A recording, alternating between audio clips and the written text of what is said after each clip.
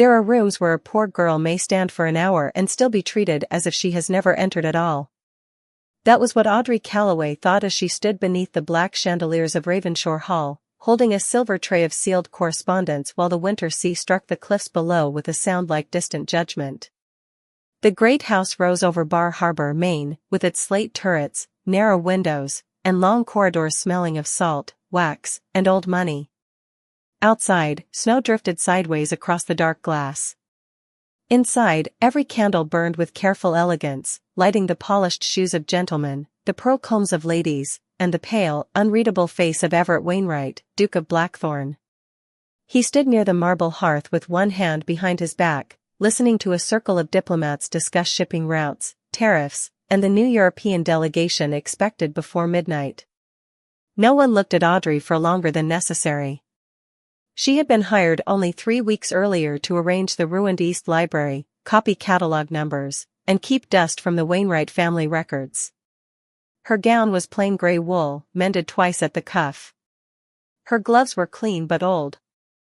Her dark blonde hair had been pinned so tightly beneath her modest cap that the pins pressed against her scalp.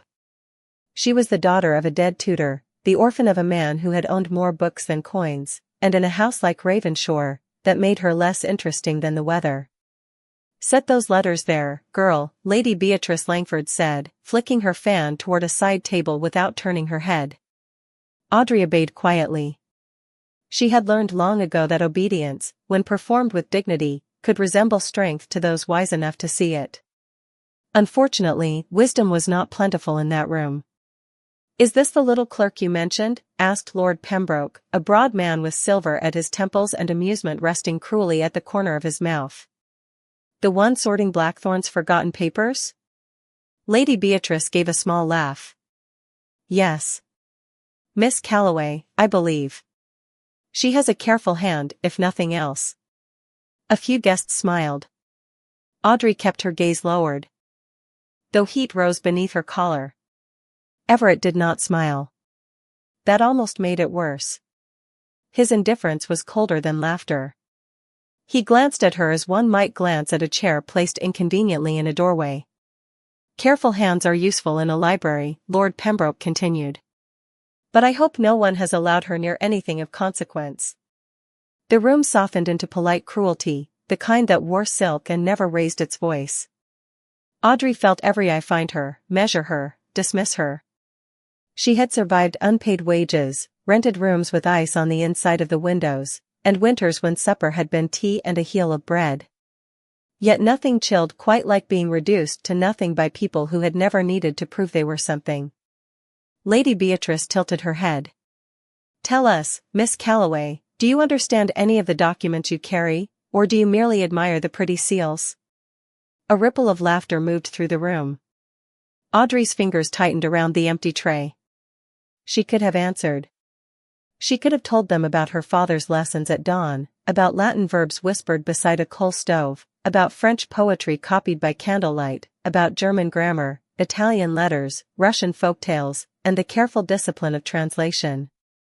But pride, when it has been starved, learns not to beg for recognition. Everett's steel-gray eyes settled on her at last.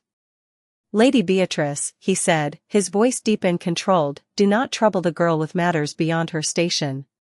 The words landed gently, which made them cut more deeply. Audrey looked up before she could stop herself. For one suspended second, her eyes met his. There was no anger in his face, only certainty. That was the wound. He had not meant to be cruel. He had merely believed himself correct. Lord Pembroke chuckled. "A sensible view, Your Grace." Everett turned back toward the fire. "A girl like her is worthless in matters of consequence." Silence followed, not because anyone was shocked, but because everyone agreed. Audrey stood very still beneath the chandeliers, the tray cold against her palms. Beyond the windows, the Atlantic hurled itself against the rocks, again and again, as if even the sea wished to answer for her. But Audrey Calloway said nothing. Not yet. The first sign of danger was not thunder, nor the winter sea, nor the sound of sleet ticking against the tall windows of Ravenshoe Hall. It was the silence that fell over the gentlemen gathered around the mahogany table when the black-sealed letter was opened. Audrey had retreated to the shadowed edge of the room, where the candlelight thinned and the salt air slipped through the old window frames. She should have been dismissed. She expected to be dismissed. Instead, Lady Beatrice had waved her back with a careless motion, as though keeping her nearby might provide further amusement if the evening grew dull. So Audrey remained, hands folded before her grey wool skirt, her face calm, her heart still carrying the bruise of the Duke's words. Worthless. The word did not shout. It echoed. Everett Wainwright stood beneath the portrait of his grandfather, a severe man painted with one hand resting on a globe, and broke the seal with a silver knife. Across from him waited Lord Pembroke, smiling faintly, while two visiting negotiators from Boston leaned closer with the tense politeness of men who feared the contents of a letter before they understood it. "It is from Captain Albrecht's delegation," Everett said, scanning the first page. "Written in French, it seems." Lord Pembroke extended a hand. "Allow me, Your Grace. My schooling was not entirely wasted." A small laugh passed among the guests. Audrey did not move, but her eyes lifted. From where she stood, she could see only a portion of the letter, the slant of the script, the pressure of the hand, the marks above certain vowels. French, yes, but not cleanly. There were German legal phrases hidden inside it, and one Latin clause pressed into the middle like a nail beneath silk. Lord Pembroke began to translate in a smooth, confident voice. At first, the room relaxed. He spoke of harbor access, winter provisions, and commercial courtesy. Then his tone sharpened with theatrical surprise. "This line is troubling," he said. Everett's gaze hardened. "Read it plainly." Lord Pembroke lowered the paper, allowing the pause to do its work. "It appears the delegation refuses to recognize the authority of Blackthorn shipping interests unless certain concessions are granted immediately." A murmur moved through the room. One of the Boston men stiffened. Lady Beatrice touched a gloved hand to her throat, delighted by alarm so long as it did not endanger her personally. Everett took the letter back. His face revealed little, but Audrey saw the change in his hand. The paper had gone still between his fingers. "That is an insult," said Mr. Caldwell, the senior negotiator. "If signed under protest, it could compromise every contract along the eastern route." "Then we answer with equal firmness," Everett said. "No," Audrey whispered before she meant to speak. The word was very small. Still, it found the room. Every face turned toward her. Lady Beatrice's eyebrows rose as if a candlestick had begun offering opinions. Lord Pembroke's smile thinned. Everett looked at Audrey with cold disbelief. "Did you say something, Miss Calloway?" Her name in his mouth felt less like recognition than warning. Audrey lowered her eyes, but the letter burned in her mind. She had seen enough. Not all. Enough. "Forgive me, Your Grace," she said softly. "I may have misunderstood." "You most certainly have," Lord Pembroke replied. The girl heard a foreign sentence and mistook it for knowledge. Laughter trembled at the edges of the room, waiting for permission. Everett did not laugh. "Return to your place." Audrey should have obeyed. A lifetime of narrow rooms and unpaid kindness had taught her that survival often wore the face of silence. But she remembered the words on the page. She remembered the Latin construction her father had made her copy 50 times because, as he said, treaties were ruined less often by armies than by careless grammar. Everett reached for a pen. The negotiators leaned in. Lord Pembroke watched with an expression too satisfied to be innocent. Audrey saw the trap opening like a dark door. If the Duke signed the response they were preparing, he would insult men who had not insulted him. A winter alliance would fracture. Innocent workers at the harbor would pay for the pride of men in evening coats.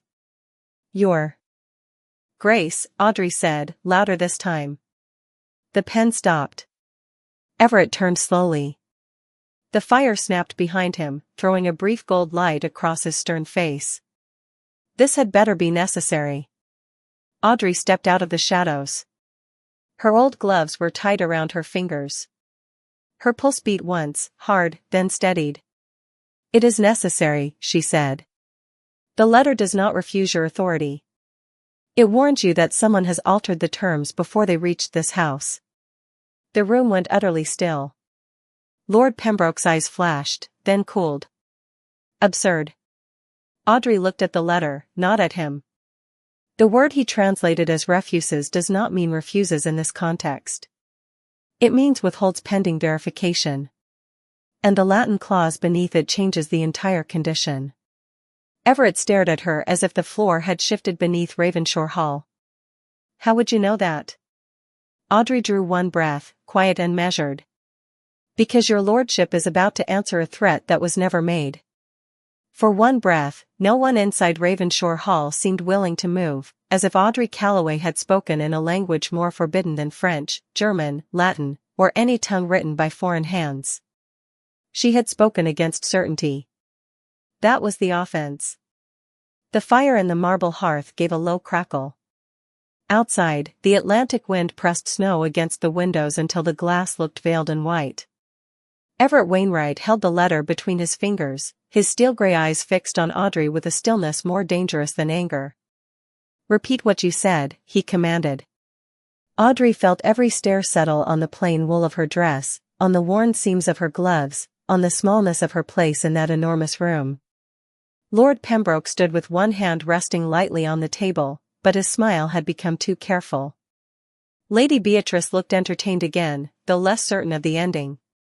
Audrey stepped closer to the mahogany table. Not boldly. Not timidly. Simply as a woman walking toward the truth because no one else had recognized it. "The delegation has not insulted you, Your Grace," she said. The phrase Lord Pembroke translated as refusal is conditional. It means they are withholding final agreement until verification of the harbor inventories. Mr. Caldwell frowned. "That is not how it was read." "No, sir," Audrey replied. "It is not." A murmur stirred. Everett lowered the letter by half an inch. "And the Latin clause?" Audrey's throat tightened. Her father's voice came back to her from a little rented room 12 years earlier, when snow had found the cracks in the wall and they had studied by one lamp to save oil. "Never rush a sentence, Audrey. Words are doors. Open the wrong one, and men will walk into ruin believing it is honor." She raised her chin. "The Latin clause states that any amendment made after the original draft must be witnessed by both parties. This document contains an amendment, but only one side has signed it." The Boston negotiator leaned forward. "You are saying the terms were changed after dispatch?" "Yes." Lord Pembroke laughed softly. "A remarkable performance. Shall we next ask the kitchen maid to advise Congress?" The cruelty was polished, but the room did not laugh as quickly this time. Audrey looked at him. "I am not from the kitchen, my lord." "No," he said. "You are from the dust." Everett's gaze cut toward him, briefly, sharply. Audrey did not look away. Something in her had gone quiet, and in that quietness lived every dawn her father had made her translate scripture into Latin. Every afternoon she had copied French contracts from merchants who paid her half what they promised. Every night she had whispered Italian verbs to herself so hunger would not be the last thing in her mind before sleep. She was tired of being mistaken for emptiness. Everett laid the letter flat on the table. "Miss Calloway, if you are wrong, you understand the consequence." "I do. And if you are inventing knowledge to embarrass a gentleman in my house, you will leave Ravenshoe before morning." The words were cold enough to draw a small satisfied breath from Lady Beatrice. Audrey bowed her head once. "Then I ask only that you let me read the page." Everett hesitated. It was a short hesitation, nearly invisible, but Audrey saw it. So did Lord Pembroke. At last, the Duke pushed the letter toward her. The paper looked pale beneath the candlelight, its black ink glimmering where the hand had pressed too hard. Audrey removed one glove, because old leather dulled the fingertips, and touched only the corner of the page. She did not seize it. She treated it with the reverence of a thing that could either save or condemn. Begin, Everett said. Audrey began in French, her pronunciation clean, low, and steady. The room changed before she finished the first sentence. Fans stopped moving. A glass paused halfway to a gentleman's mouth. Then she shifted into German to explain the legal insertion hidden beneath the diplomatic phrasing. Mr. Caldwell's expression sharpened. She turned the Latin clause into plain English, not with ornament, but with exactness. Then, when Everett silently pointed to the second page, she translated the Italian merchant notation in the margin, followed by the Russian seal mark that identified the original courier. Each language left her lips with a calm that made mockery shrink smaller and smaller in the corners of the room. By the time Audrey finished, the candles seemed louder than the guests. Everett Wainwright did not speak. His face had not softened, but something in it had been struck. Not wounded. Awakened. Audrey placed her bare hand back over her glove and stepped away from the table. The mistake is not in the delegation's message, she said. It is in the version that reached you. Lord Pembroke's color faded by a shade. This is theatrical nonsense. Everett did not look at him. He was still looking at Audrey. How many languages do you read, Miss Calloway? The question crossed the room like a blade drawn slowly from its sheath. Audrey clasped her hands in front of her skirt. The old instinct told her to make herself smaller. The new silence told her not to. 6 with confidence, Your Grace, she said. 7 if the hand is patient. No one laughed. Not this time. The Duke who had called her worthless stood before the whole room with the altered letter beneath his hand, and for the first time since Audrey had entered Ravenshoe Hall, he had nothing certain left to say. By midnight, the laughter that had followed Audrey Calloway through Ravenshoe Hall had changed into whispers. They moved differently now, softer, thinner, more watchful, slipping behind gloved hands and crystal glasses as though shame itself had learned manners. The altered letter lay locked in Everett Wainwright's private desk, and the guests who had once enjoyed her humiliation now avoided looking directly at her, as if her knowledge had become a lamp too bright for their comfort. Yet victory did not warm Audrey. It only left her standing in the same plain grey dress, beneath the same chandeliers, with the same old gloves folded between her fingers. No one apologized. Lady Beatrice complained of a headache and withdrew. Mr. Caldwell requested a private review of the document. Lord Pembroke smiled at Audrey across the room with an expression so mild that it frightened her more than open anger would have. Everett noticed that smile. He noticed, too, how Audrey lowered her gaze but did not shrink from it. That unsettled him. A woman who feared nothing was easy to understand. A woman who feared and still stood straight was not. Miss Calloway, he said as the final guests were shown toward the west drawing room, you will remain. Audrey turned toward him. As you wish, Your Grace. The words were proper. Empty of resentment. That made them worse. He led her through a corridor paneled in dark walnut, past portraits of Wainwright ancestors whose painted eyes seemed offended by the presence of a clerk walking beside their heir. The house had quieted except for the storm and the distant movements of servants banking fires for the night.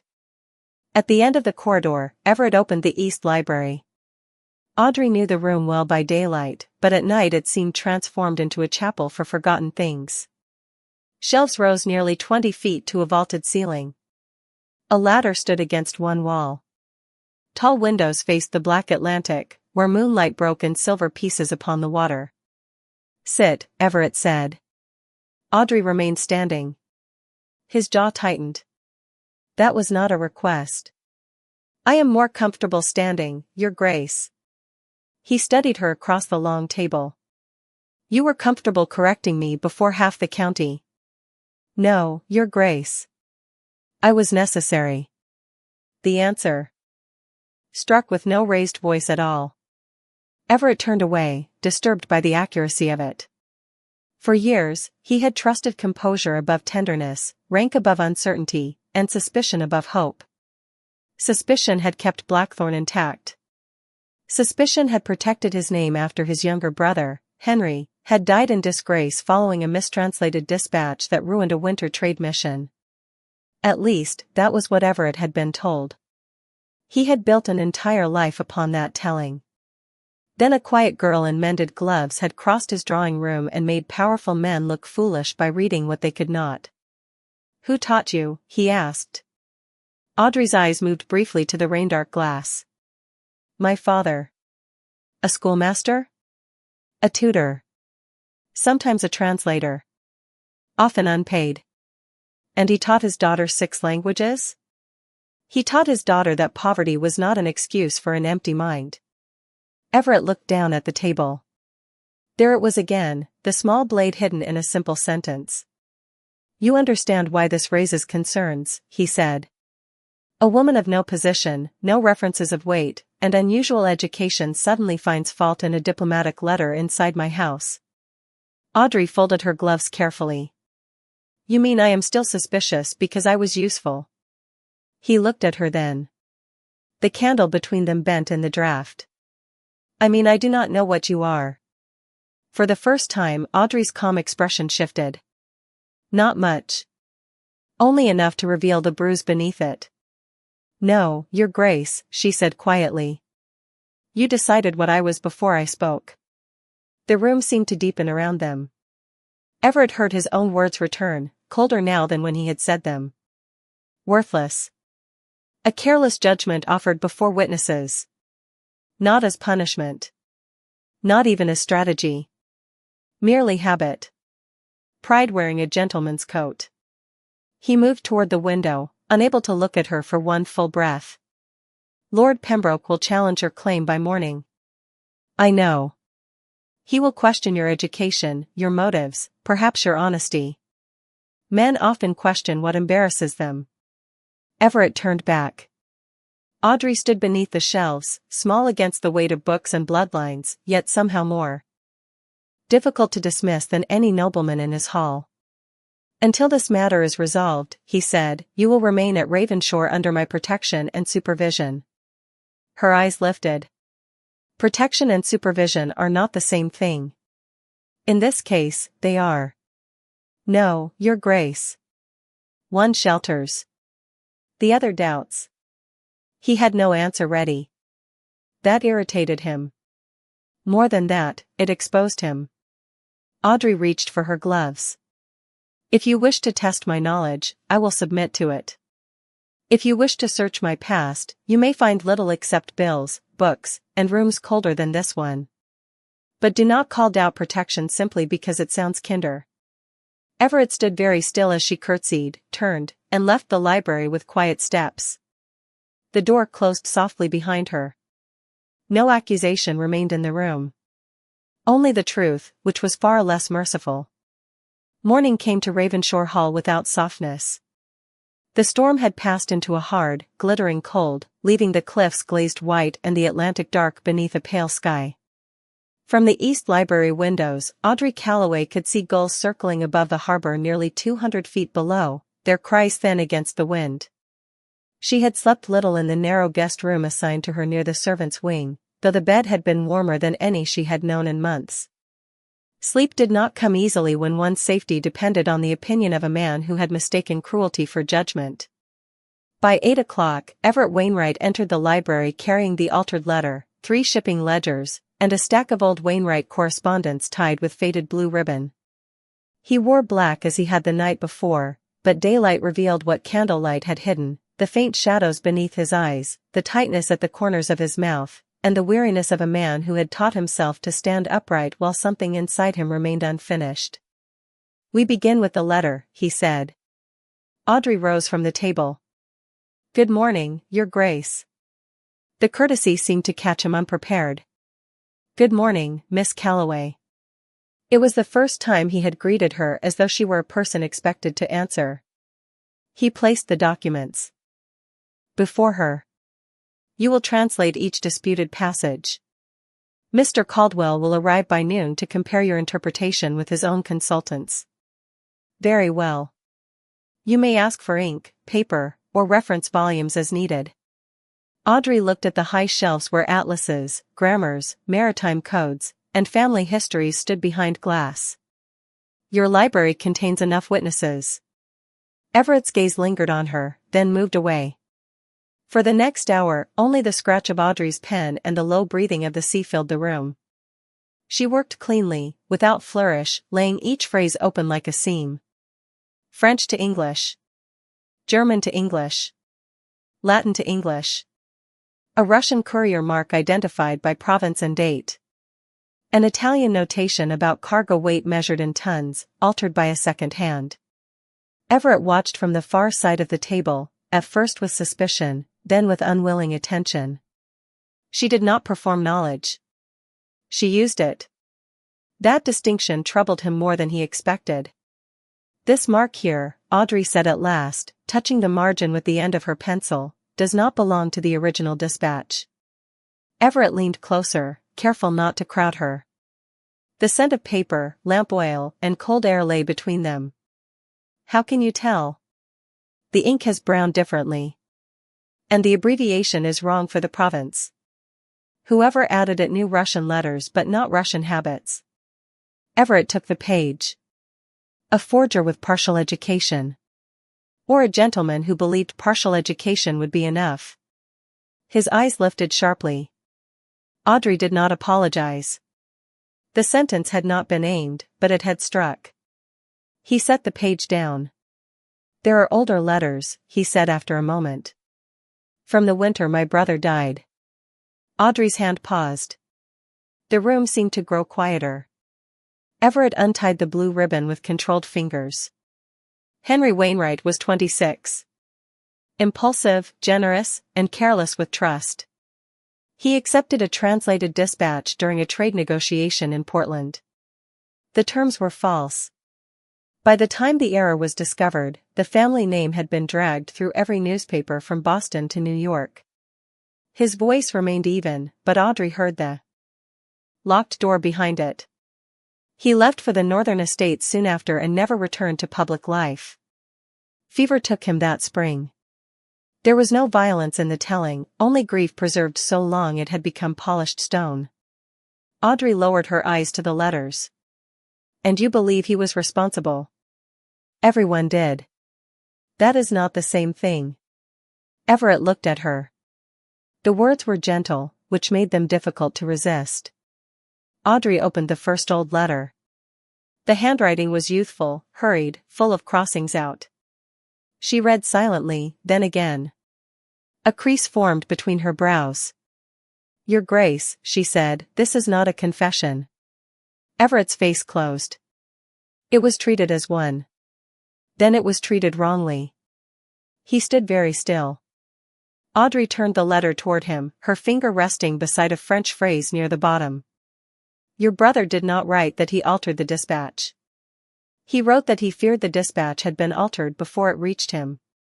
The library seemed to tilt around the table. Outside, the sea struck the rocks and withdrew. Everett stared at the page, but the words would not settle into the meaning he had carried for years. Read it aloud, he said. Audrey did. Her voice was quiet, exact, merciful without pity. With every sentence, Henry Wainwright changed from a shameful memory into a young man trying desperately to warn his family. Everett placed one hand on the table, not because he was weak, but because the past had shifted beneath him. Audrey watched him with no triumph in her face. Only understanding. There are more letters, she said. Everett looked at the stack tied in blue, then at the woman he had called worthless less than one day ago. For the first time, he did not see a clerk beside his books. He saw a key standing in human form, slight and pale and steady, capable of opening rooms he had sworn never to enter again. Everett Wainwright had always believed that a man survived disgrace by arranging his life into locked rooms. One room for duty. One for grief. One for suspicion. One for the name of his brother, never spoken unless papers required it. By late afternoon, as the winter light thinned over the Atlantic, and Ravensshore Hall filled with the blue shadows of approaching evening, Audrey Calloway had opened more of those rooms than he had permitted anyone to touch in 8 years. The East Library lay scattered with evidence. Henry Wainwright's letters rested beside maritime ledgers, courier receipts, church Latin notations, and a French memorandum whose polite phrasing concealed something rotten beneath its silk. Audrey sat at the long table with her sleeves buttoned tightly at the wrist, her hair still pinned in the same modest style, though several pale strands had escaped near her temple. She had worked for hours without complaint. Everett had offered tea twice. She had accepted once, quietly, as though unused to being asked what she required. That unsettled him. He had known women who demanded rooms, jewels, carriages, invitations, influence. He had not known what to do with one who asked only for sharper pencils and enough light to read. "This hand appears again," Audrey said, comparing the margin of Henry's letter to the amendment in the black-sealed dispatch. "Not the same signature. The same habits. See how the capital R leans backward, as if the writer learned it from a German copybook but softened it in English correspondence." Everett stood behind the opposite chair, not sitting. Sitting felt too much like surrender. "You are certain?" No honest translator should use that word too quickly. She looked up at him. "But I am confident." He nearly smiled. The impulse startled him, so he turned toward the windows. Far below, the harbor lamps flickered one by one along the snowy docks. "Confidence without arrogance," he said. "A rare thing." Audrey's pencil paused. "Arrogance is expensive, Your Grace. Poor people cannot afford much of it." The words were not bitter. That made them worse. Everett looked back at her, and for the first time he allowed himself to wonder how many doors had closed in her face before she had learned to knock softly. "Your father," he said, "did he intend you for this work?" "My father intended me to have a mind no one could repossess." "And did it save you?" Audrey looked down at the page. The candle beside her trembled in a draught. "From the old stone wall. Not from hunger. Not from humiliation. Not from landlords who preferred rent to grammar. But sometimes it saved the last part of me that belonged to myself." Everett had no answer. The library clock struck 5, each note falling through the room with a solemn patience. He thought of Henry, laughing too loudly in this very library, leaving ink on his cuffs, trusting anyone who smiled honestly enough. Everett had loved him for that openness and hated him for it after the scandal. Hatred had been easier than helplessness. If Henry had been foolish, then his ruin had a shape. If Henry had been betrayed, then Everett had spent 8 years punishing the wrong memory. "There is another name in these papers," Audrey said. Everett returned to the table. "Whose?" She touched a small notation in the corner of a shipping receipt. "Pembroke." The sound of that name entered the room like cold water beneath a door. Everett's expression hardened immediately. "Lord Pembroke served as an advisor to my father during Henry's negotiation. He also witnessed at least 2 of the amendments." "That proves involvement, not guilt." Audrey nodded. "Yes." He looked at her sharply, expecting accusation. Instead, she gave him precision. "Truth should not be stretched merely because we wish to reach it faster." Again, that steadiness. Again, the quiet refusal to become what others accused her of being. Everett drew a slow breath. "You defend caution even when it protects a man who insulted you." "I defend truth, Your Grace. It is the only thing in this room with no title to flatter." He stared at her, and something inside him gave way, not dramatically, not completely, but enough for pain to enter where pride had stood guard. "I called you worthless." Audrey's eyes lifted. The room seemed to stop around them. "Yes." No ornament. No forgiveness offered cheaply. Everett's hand closed around the back of the chair. "I was wrong." Her face remained composed, yet he saw the sentence reach her. Not heal. Reach. "You were," she said. The honesty should have angered him. Instead, it humbled him more thoroughly than any polite pardon could have done. He lowered his gaze to the papers. "I have distrusted intelligence in those without rank because I once believed rank had failed through misplaced trust. Perhaps I found comfort in despising what I feared." Audrey studied him for a quiet moment. fear often dresses itself as judgment. It is still fear. The candlelight rested on her pale cheek, on the ink stain near her thumb, on the old glove folded beside her elbow. Everett suddenly understood that her dignity did not come from never being wounded. It came from refusing to let the wound define the boundaries of her worth. Before he could speak, footsteps approached beyond the library door. The butler entered with a sealed card on a tray. "Lord Pembroke requests an audience this evening, Your Grace.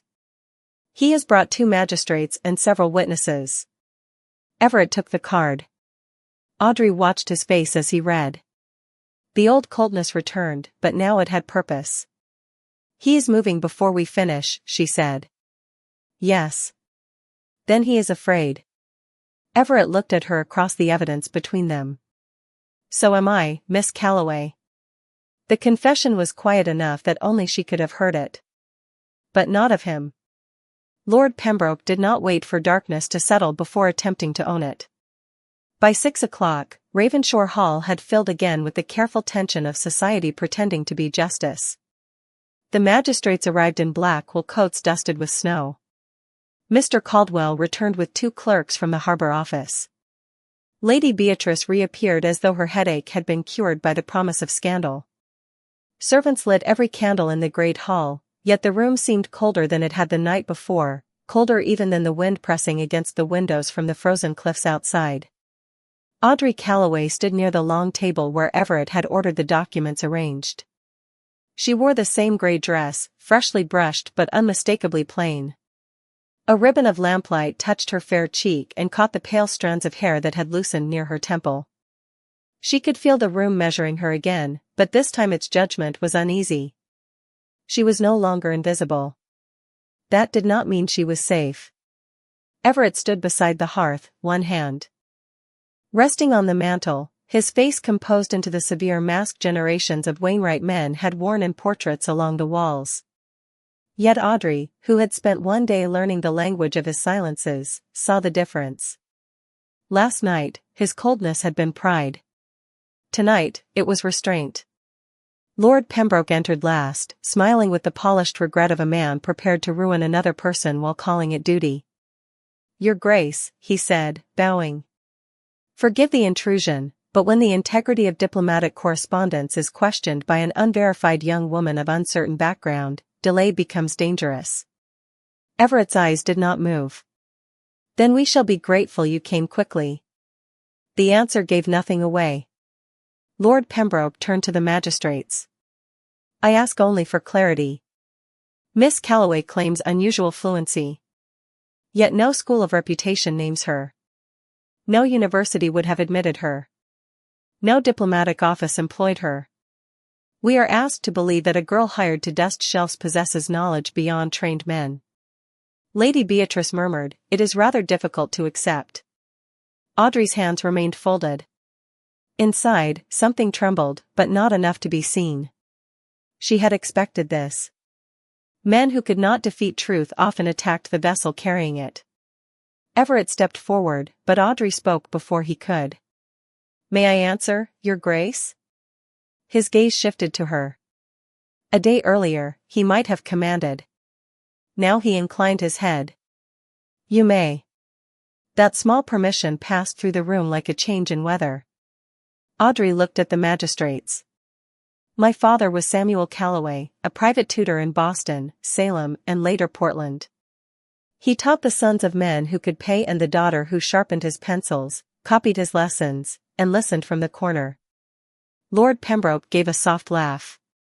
"Listening is not education." "No," Audrey said. "But repetition is. Discipline is. Hunger can be, when books are the only inheritance left on the table." The magistrate nearest her adjusted his spectacles. "You claim 6 languages." "I read and translate French, German, Italian, Latin, Russian, and English. I can also manage Spanish when the handwriting is merciful." Few faces shifted, startled despite themselves. Everett's expression did not change, but his eyes lowered briefly, as if the dignity of her answer had struck him somewhere private. Lord Pembroke placed a folded packet on the table. Then let us test the claim. Here are excerpts from 3 unrelated documents. If she fails, Your Grace, I trust this unfortunate performance will end. Audrey looked at Everett. He looked back, and for the first time there was no doubt in his face. Not certainty that she would save him. Something rarer. Certainty that she had the right to stand there. Audrey opened the first document. French maritime language, deliberately archaic. She translated it cleanly. The second was German, dense with commercial clauses. She rendered each condition into plain English while Mr. Caldwell's clerk took notes with growing speed. The third was Latin, but not church Latin alone. Legal Latin, narrow and treacherous. Audrey paused over one phrase. Lord Pembroke's smile returned. A difficulty? An alteration, she said. His smile faded. She turned the sheet toward the magistrates. This was copied from an older source, but one phrase has been changed. The original would have protected Blackthorn Harbor from outside seizure. This version removes that protection. The room stilled. Everett moved one step closer. Can you prove it? Audrey reached for Henry Wainwright's old letter, the French memorandum, and the Russian-marked receipt. She placed them side by side like pieces of a broken window restored to shape. The same pattern appears in each document. A mistranslation that benefits one party. A foreign notation added by a second hand. A witness mark connected to Lord Pembroke's office. Lord Pembroke's face hardened. Careful, Miss Calloway. Everett's voice cut through the room, low and final. She will continue. Audrey drew one breath. The candles wavered. Outside, a foghorn sounded from the harbor, mournful and distant. These documents are not separate mistakes, she said. They are one design written in 6 tongues, because the writer believed no one beneath him would ever be able to read them all. No one laughed. No fan moved. Even Lady Beatrice seemed to forget the shape of her own expression. Lord Pembroke stood very still, the first true silence of fear touching his mouth. Audrey looked at the final line, then at Everett. Your brother knew, she said softly. Henry Wainwright tried to warn your family. He was not the disgrace.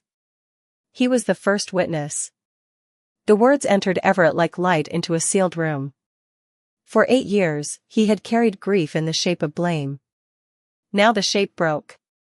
He looked at the papers, then at Audrey, and the old world inside him quietly began to fall. The accusation did not collapse Lord Pembroke at once. Men like him rarely fell in public. They adjusted their cuffs, lifted their chins, and trusted the old architecture of rank to hold them upright. For several seconds, he only smiled, though the smile had lost its warmth and gained a strange stillness, like frost over dark water. A moving theory, he said.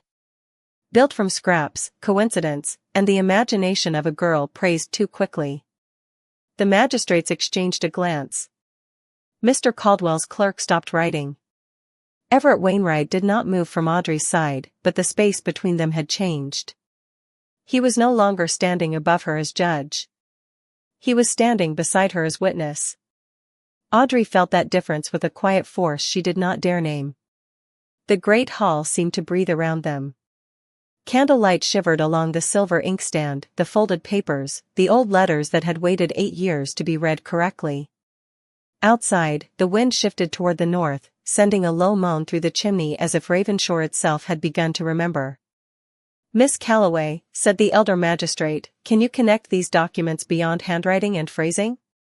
Lord Pembroke's eyes brightened faintly, as if he believed the question had saved him. Audrey looked down at the table. For one terrible moment, she saw not documents, but all the people who had ever told her knowledge was useless without permission. A landlord who had laughed at her father's books. A merchant who had cut her pay because a woman should be grateful for desk work. Lady Beatrice's fan. Everett's old certainty. Worthless. The word rose again, but it no longer had a place to sit inside her. Yes, Audrey said. She reached for the Russian-marked receipt and turned it toward the magistrate. This courier mark was meant to suggest the amendment came through official channels in St. Petersburg, but the province abbreviation is not Russian administrative practice. It is copied from a German commercial directory printed in New York. Mr. Caldwell leaned closer. I know that directory. Imported firms use it for quick reference. Audrey nodded. And Lord Pembroke's shipping office subscribed to it. The subscription stamp appears in the corner of the memorandum from Portland. Pembroke's smile disappeared. Lady Beatrice whispered, surely that proves nothing by itself.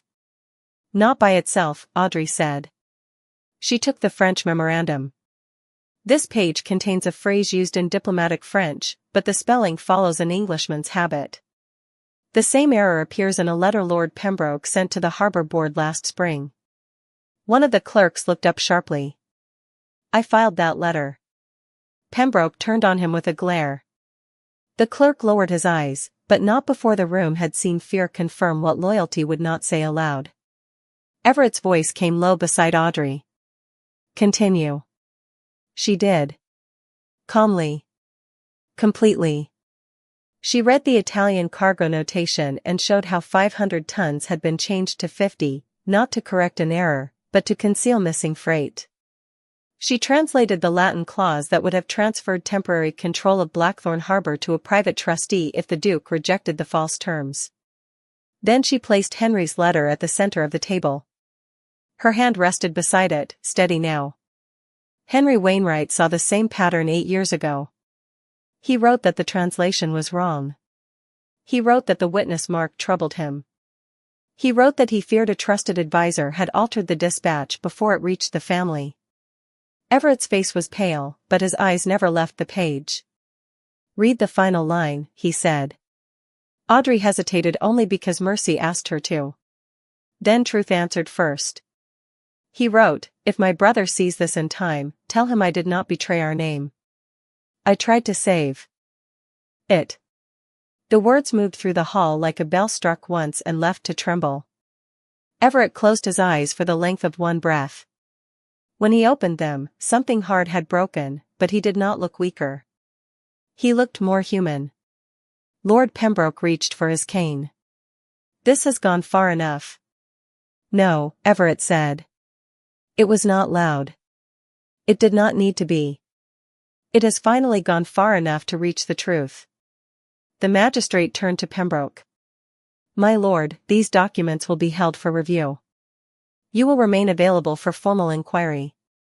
Lady Beatrice sank slowly into a chair, her appetite for scandal turning to discomfort now that scandal had chosen a familiar face. Pembroke looked around the room, searching for the old obedience. He found lowered eyes. Closed mouths.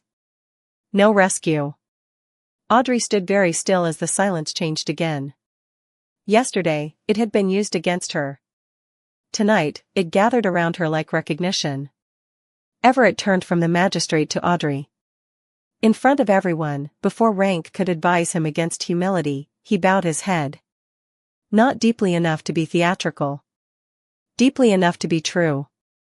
Miss Calloway, he said, his voice roughened by all he had just learned, my family owes you more than thanks. Audrey's throat tightened. Your brother was owed the truth, your grace. And you gave it to him. For the first time that evening, she looked directly at Everett without fear of being dismissed. Beyond the tall windows, the snow clouds parted above the harbor, and a narrow line of moonlight touched the dark sea below Ravensshore Hall. By the following morning, Ravensshore Hall no longer felt like a house holding its breath. The storm had passed eastward over the Atlantic, leaving Bar Harbor washed in silver light and the cliffs bright beneath a clean winter sky. Snow lay along the stone railings, on the roofs of the carriage house, and across the narrow path leading down toward the old lighthouse, but the sea below had softened to a dark, steady blue. Inside the great hall, servants removed the extra chairs from the night before, though no one spoke loudly. Some silences are born from fear. This one was different. It was the quiet that follows truth when truth has finally been allowed to stand. Lord Pembroke had departed under formal order of inquiry, his polished certainty reduced to folded documents, sealed statements, and the lowered eyes of those who had once hurried to agree with him. Lady Beatrice left before breakfast, claiming urgent obligations in Newport. Mr. Caldwell remained long enough to shake Audrey Calloway's hand with both respect and embarrassment. "Miss Calloway," he said, "the harbor owes you a debt." Audrey thanked him softly, though gratitude still felt strange when offered by men who would not have seen her at all the day before. By noon, the house had settled into a gentler rhythm. Audrey returned to the East Library because unfinished papers still waited there, and because leaving a room in disorder felt too much like leaving a sentence without its final word.